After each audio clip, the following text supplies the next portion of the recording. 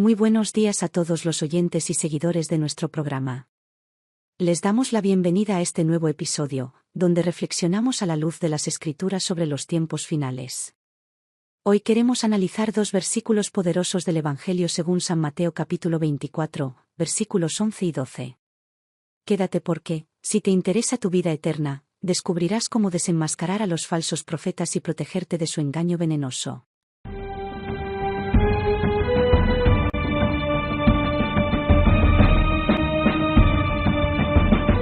Fundamentos bíblicos verdaderos.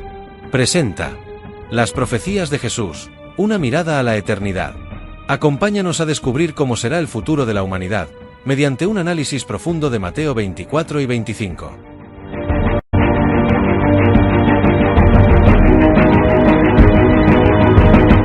En las anteriores entregas vinimos desarrollando la idea de que los versos 9 al 14 de San Mateo 24 están estructurados no solo como un paralelismo sintético progresivo, sino que también como un quiasmo. Vea la imagen. Al entender la estructura de quiasmo, podemos ver cómo cada hemistiquio amplía la idea de su par anterior. Busca tu Biblia y lee conmigo San Mateo capítulo 24, versos 11 y 12. 11 Y muchos falsos profetas se levantarán y engañarán a muchos.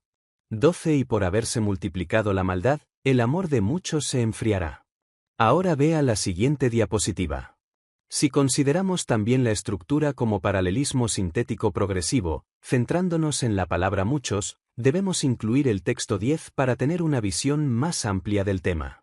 Como vimos en capítulos anteriores, el muchos tropezarán entonces, se puede entender como, muchos pondrán trampas. Ahora consideremos la idea completa pero teniendo en cuenta esta interpretación. 10. Muchos pondrán trampas, y se entregarán unos a otros, y unos a otros se aborrecerán. Muchos falsos profetas se levantarán y engañarán a muchos y por haberse multiplicado la maldad, el amor de muchos se enfriará. El panorama que se forma es asombroso, los falsos profetas, que serán muchos pondrán trampas. ¿Y qué es una trampa, sino un engaño para destruir? No cabe duda de que el accionar de un falso profeta es para engañar y poner las trampas de Satanás, para hacer caer a los hijos de Dios. Estos versículos muchas veces se aplican al mundo en general, pero hoy queremos invitarles a considerar otra perspectiva. Creemos que estas palabras de Jesús tienen una aplicación directa y urgente para la Iglesia.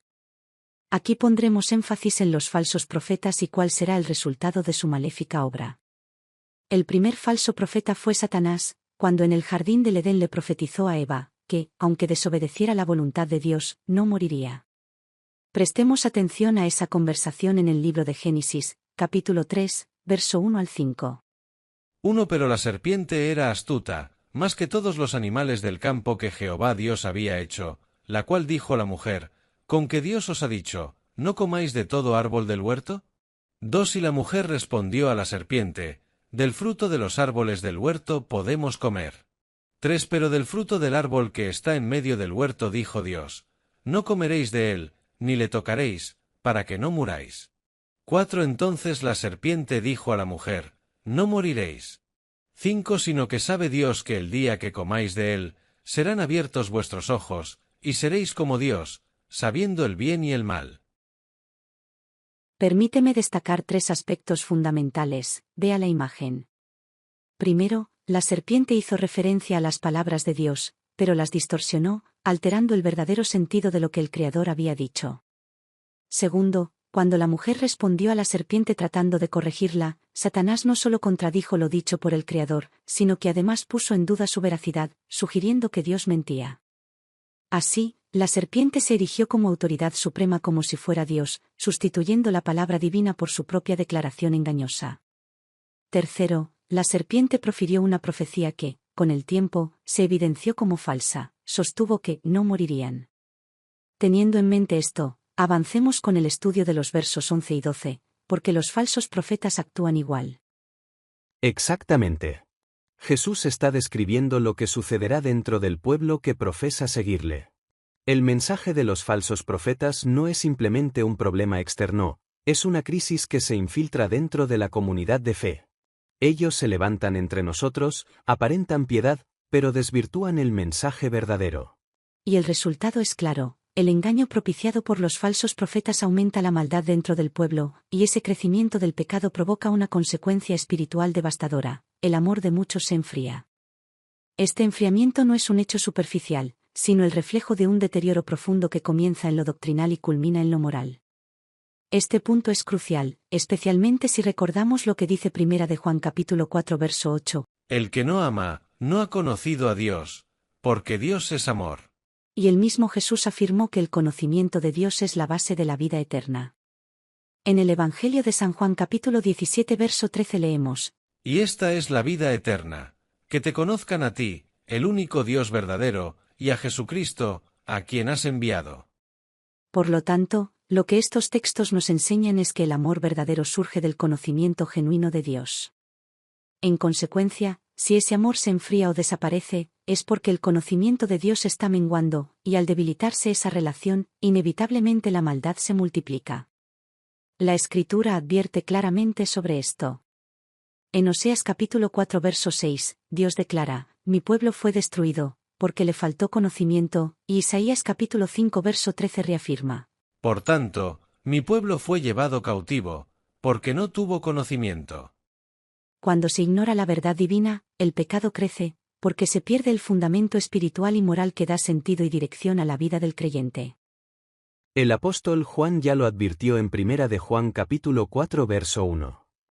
Amados, no creáis a todo espíritu, sino probad los espíritus si son de Dios, porque muchos falsos profetas han salido por el mundo. A este pensamiento sumo las palabras del profeta Isaías acerca de los verdaderos mensajeros de Dios. A la ley y al testimonio. Si no hablan conforme a esto, es porque no les ha amanecido.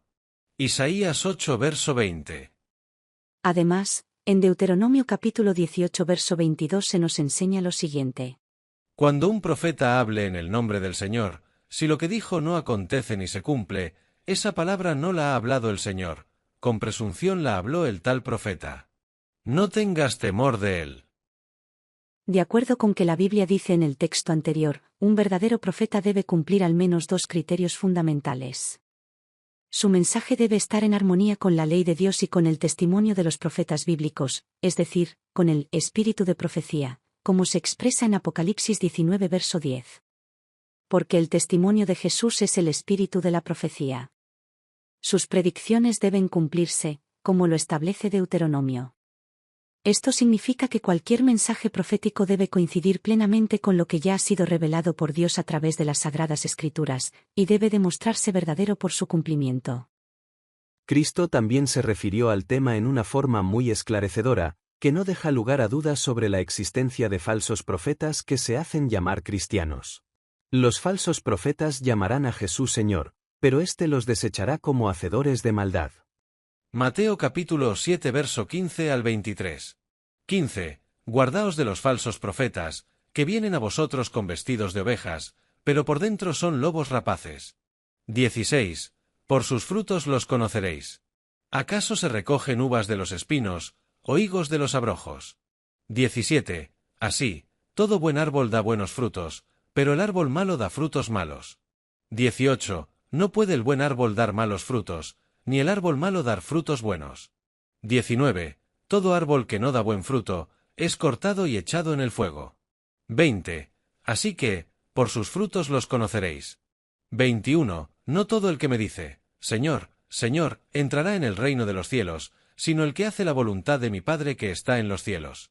22. Muchos me dirán en aquel día, Señor, Señor, ¿no profetizamos en tu nombre, y en tu nombre echamos fuera demonios, y en tu nombre hicimos muchos milagros?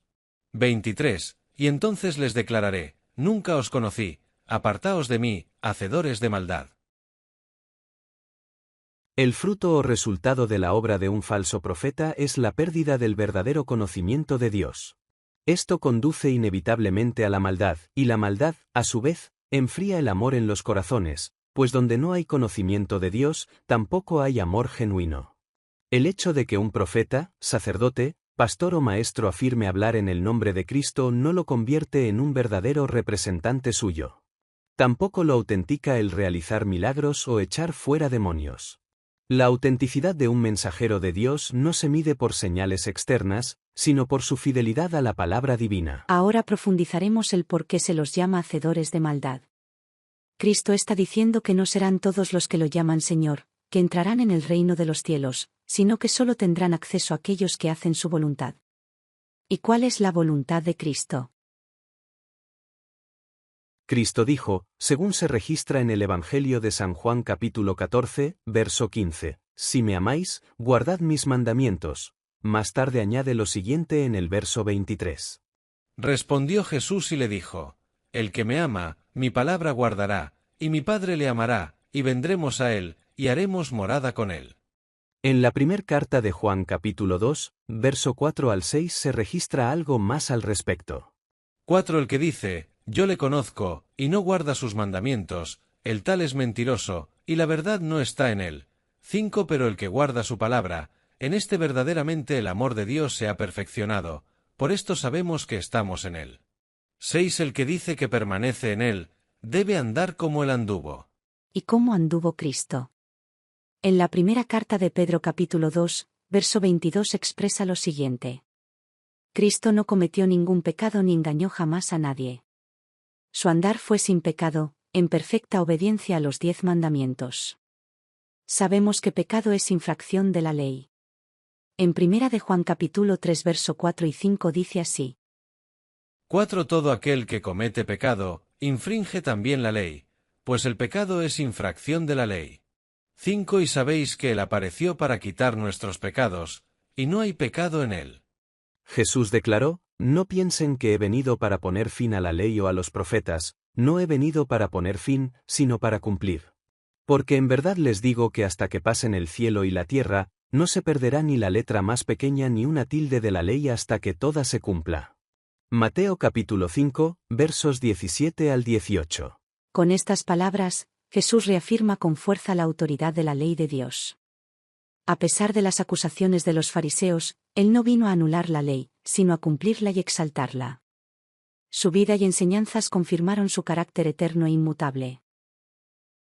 Luego añade una solemne advertencia. De manera que cualquiera que quebrante uno de estos mandamientos muy pequeños, y así enseñe a los hombres, muy pequeño será llamado en el reino de los cielos. Mas cualquiera que los haga y los enseñe, éste será llamado grande en el reino de los cielos. Mateo capítulo 5 verso 19. Jesús no solo enseñó la obediencia a la ley, sino que también la vivió perfectamente, siendo nuestro ejemplo supremo de fidelidad. Los falsos profetas obran maldad. Maldad es una forma de decir pecado. El pecado es desobedecer la ley de Dios. Cristo no los conoce porque ellos no lo conocen a Él.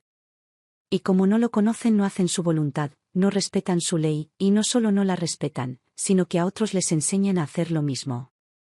Ahora escuchemos comentarios tomados de los libros Mensajes Selectos y El Deseado de todas las gentes. Los falsos profetas son malvados. Una de las señales de la destrucción de Jerusalén que Cristo había anunciado era: muchos falsos profetas se levantarán y engañarán a muchos. Mateo 24 capítulo 11. Se levantaron falsos profetas que engañaron a la gente y llevaron a muchos al desierto. Magos y hechiceros que pretendían tener un poder milagroso arrastraron a la gente en pos de sí a las soledades montañosas. Pero esa profecía fue dada también para los últimos días.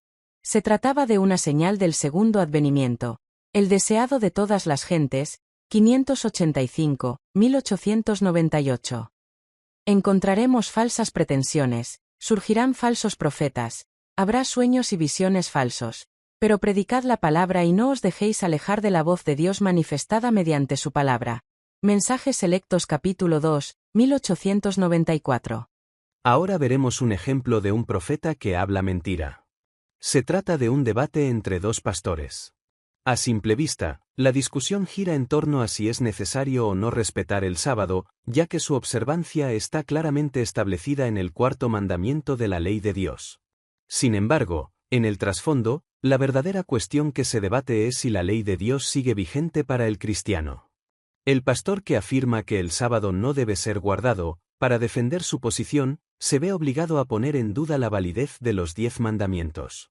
Al principio, sus argumentos parecen estar fundamentados en la palabra de Dios, pero con el tiempo, de manera sutil e imperceptible, comienza a rebajar la autoridad de las Escrituras y a exaltar la palabra de los hombres por encima de la de Dios. Prestemos atención. Se sugirió también que debido a que el sábado está en medio de los 10 mandamientos y es el más largo, su significación es importante, y no deberíamos pensar que podemos ignorar los otros 9 mandamientos. Ahora, lo que yo señalé en la primera sesión es que los 10 mandamientos, de acuerdo con las Escrituras, eran el antiguo pacto. Eran la palabra del pacto que Dios le dio en el Sinaí y este pacto ha pasado. Hablamos de 2 Corintios 3, que dice que la ley está escrita en piedra y estaba desvaneciéndose. La gloria de eso se está desvaneciendo. Y yo no inventé eso, no invento estas cosas. Tengo que averiguar qué dice el verso y no quiero agregarle cosas que no dicen. ¿Jesús citó alguno de los 10 mandamientos? Por supuesto. Él estaba hablando a los judíos. Dijo que era bueno para los fariseos que hubieran pagado sus diezmos. Incluso les contó a sus discípulos en el capítulo 5 de Mateo: cuando vas al templo para hacer tus sacrificios, si recuerdas que tienes alguna cosa contra alguno de tus hermanos, ve, arréglalo y luego da el sacrificio. Está hablando con la gente que está bajo la ley. Por supuesto, estaban obligados a cumplir la ley porque el nuevo pacto no había llegado. El nuevo pacto fue instituido en el aposento alto cuando Jesús dijo que esta copa es el nuevo pacto en mi sangre.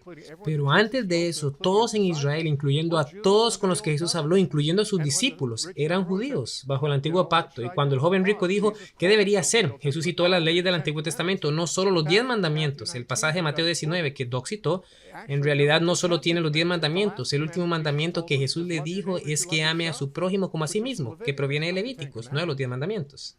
Entonces Jesús no solo citó los 10 mandamientos y le dijo que guardara los 10 mandamientos. En realidad Él dijo que estaban bajo la ley, que debieran guardar los 10 mandamientos, todos los mandamientos, y aquí hay algunos importantes. Hasta aquí parece que sus argumentos son verdaderos, pero ahora viene el cambio sutil y mentiroso. El sábado es parte de los 10 mandamientos, no se puede quitar sin romper todo, sin quebrantar la ley toda. Por eso la Biblia afirma que quien falta a un mandamiento se hace culpable de violar toda la ley. Este falso maestro afirma que la ley de Dios, los 10 mandamientos, son el viejo pacto y que al desaparecer los 10 mandamientos desaparecen también. Sin embargo, sutilmente mezcla lo que son los 10 mandamientos con las leyes ceremoniales, como si fueran una misma ley, cuando no es así. En el texto bíblico de Corintios, Pablo contrasta 2 ministerios, el del antiguo pacto y el del nuevo, no 2 estándares morales. Lo que se anula o se desvanece, en griego katargé, es la gloria transitoria y la forma de administrar asociada al Sinaí, no la ley en sí, que bajo el nuevo pacto es escrita en el corazón. Jeremías 31 verso 31 expresa: He aquí que vienen días, dice Jehová, en los cuales haré nuevo pacto con la casa de Israel y con la casa de Judá. 32 No como el pacto que hice con sus padres el día que tomé su mano para sacarlos de la tierra de Egipto, porque ellos invalidaron mi pacto, aunque fui yo un marido para ellos, dice Jehová. 33 Pero este es el pacto que haré con la casa de Israel después de aquellos días, dice Jehová. Daré mi ley en su mente, y la escribiré en su corazón, y yo seré a ellos por Dios, y ellos me serán por pueblo. El problema con el antiguo pacto no radicaba en la ley, sino en la desobediencia del pueblo.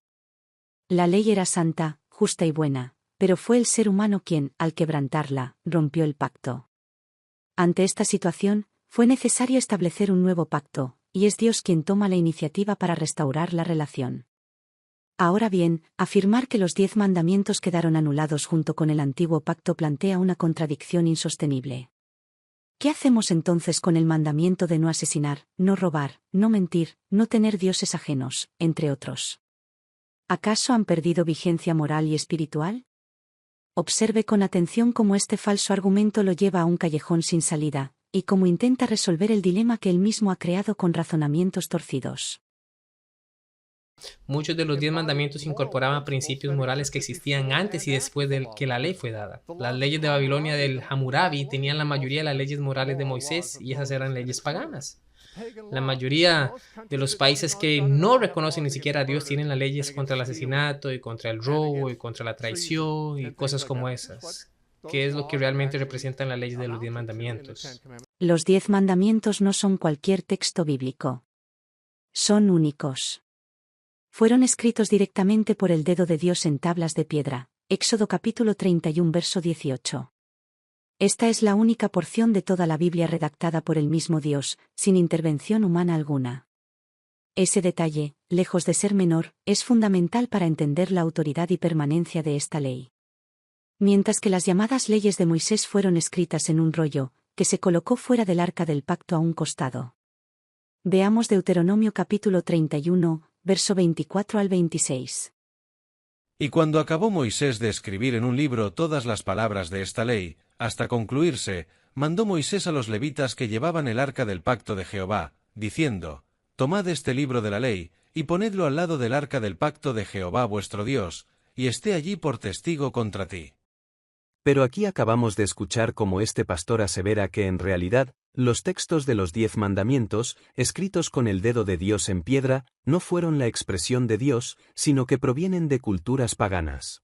Aquí es donde este maestro queda desenmascarado. En primer lugar, los 10 mandamientos no son las leyes de Moisés, son la ley de Dios.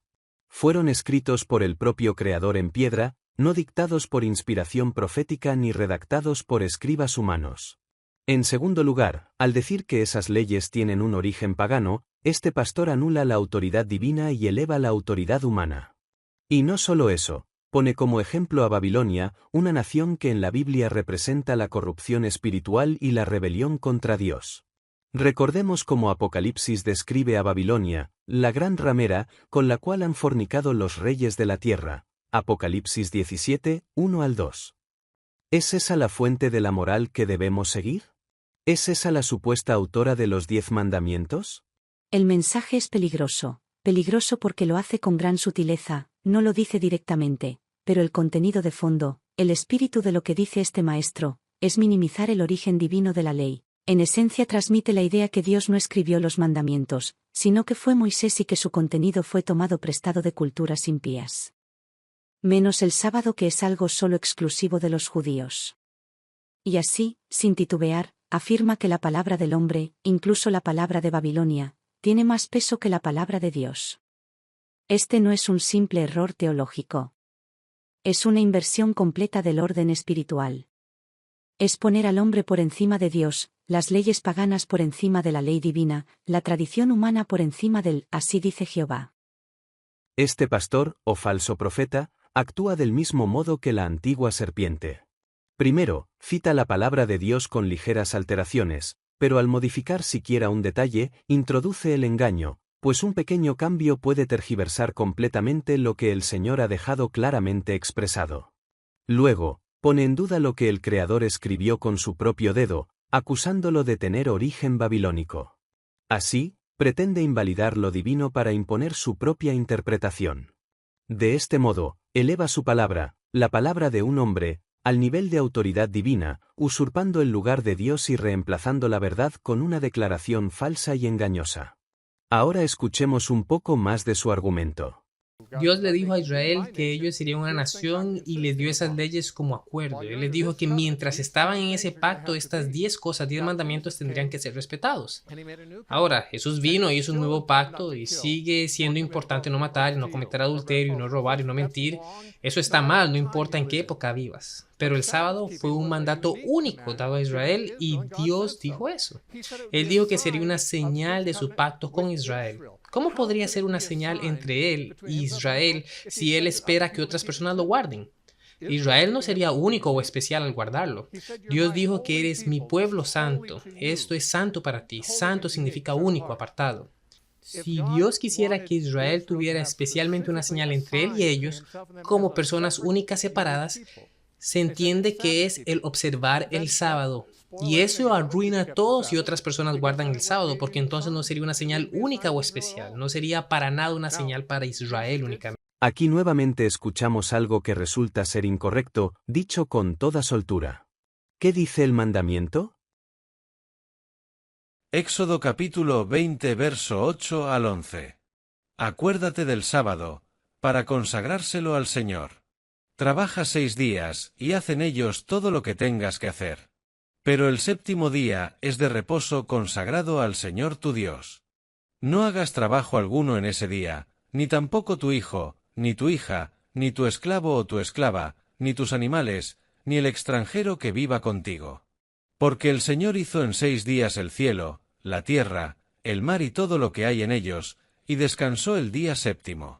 Por eso el Señor bendijo el sábado y lo declaró día sagrado. Vemos que el mismo mandamiento habla del extranjero. Si el sábado solo fuera para los israelitas, no importaría dónde está el extranjero, pues por más que esté dentro de las puertas del pueblo de Israel, si el sábado no fuera también para ellos, no se le exigiría respeto por ese día. Cierto que menciona al extranjero que está dentro de tus puertas. ¿Qué hay con el que está fuera de tus puertas? Pues está tan eximido de guardar el sábado como de robar o matar. Cuando Dios bendijo el sábado como santo, el pueblo de Israel aún no existía, sin embargo eso no le quita santidad a ese día. Cristo dijo que el sábado fue hecho por causa del hombre, es decir, la raza humana. Marcos capítulo 2 verso 27 al 28. El sábado se hizo para el bien de los seres humanos, y no los seres humanos para el bien del sábado. La creación no fue solo para los israelitas, fue para toda la humanidad. Sin embargo, como el sábado es señal de que Dios santifica a su pueblo, aquellos que no quieren formar parte de su pueblo, no es que no deban respetar el sábado, solamente es que no lo respetarán, pues Dios no los está santificando, no por una falla de Dios, sino porque ellos no quieren saber nada con él. Sin embargo, Dios siempre quiso que todo el mundo acepte su pacto. Este no era algo exclusivo para el pueblo de Israel, como este falso profeta o maestro lo afirma. Éxodo 31 verso 13 dice: Amonesta, y di a los hijos de Israel, mirad que guardéis mi sábado, porque él es un monumento establecido entre mí, y vosotros y vuestros descendientes, a fin de que reconozcáis que yo soy el Señor que os santifico. Más adelante Dios expresa que su pacto era para todo el mundo, no solo para los hijos de Israel. Isaías capítulo 56 versos 6 al 8 dice así: Y a los hijos de los extranjeros que sigan a Jehová para servirle, y que amen el nombre de Jehová para ser sus siervos, a todos los que guarden el día de reposo para no profanarlo, y abracen mi pacto. Yo los llevaré a mi santo monte, y los recrearé en mi casa de oración. Sus holocaustos y sus sacrificios serán aceptos sobre mi altar, porque mi casa será llamada casa de oración para todos los pueblos. Dice Jehová el Señor, el que reúne a los dispersos de Israel, aún juntaré sobre él a sus congregados. El error de este maestro queda al descubierto. No se puede negar la ley de Dios, sin decir mentiras.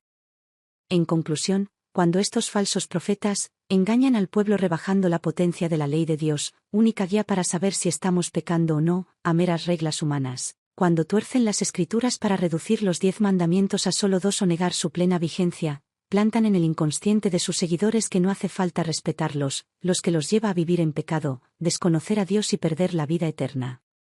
Cierto que la ley no salva, ni tampoco su obediencia, pero ¿cómo crees que se comportarán los salvados? Si no es viviendo en obediencia a la ley. El que lea las Escrituras que entienda. Pablo lo enseñó bien claro en la carta a los Romanos capítulo 3, verso 31, ¿acaso invalidamos la ley por medio de la fe? De ningún modo. Al contrario, confirmamos la ley. Si te han enseñado que no estás obligado a respetar el sábado o cualquier mandamiento, es porque has caído en el engaño de los falsos profetas o maestros. Dios te ofrece su fuerza para respetarlos y si caes en pecado su perdón, pero de ningún modo tendrá por inocente al culpable. Ahora te invito a que te suscribas, pongas like y compartas con otros este tema.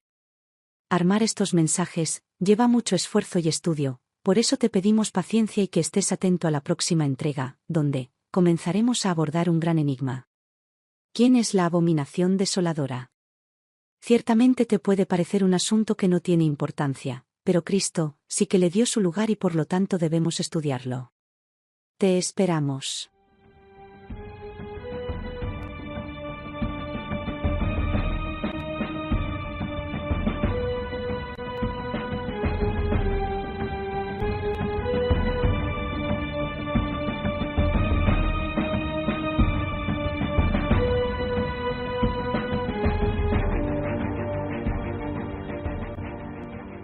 Esto fue Las Profecías de Jesús, una mirada a la eternidad.